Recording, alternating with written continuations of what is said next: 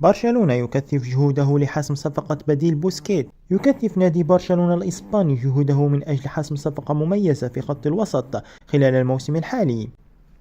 وذكرت صحيفة سبورت الإسبانية أن برشلونة يستعد لاستثمار الكثير من الأموال للتعاقد مع لاعب وسط جديد يعوض سيرجيو بوسكيتش المرشح للرحيل في نهاية الموسم. وأشارت إلى أن الإدارة الرياضية تبحث في الميركاتو منذ عدة أشهر وتراقب 10 لاعبين، لكن أغلبية الأصوات تميل للتعاقد مع مارتين زوبيميندي نجم ريال سوسيداد.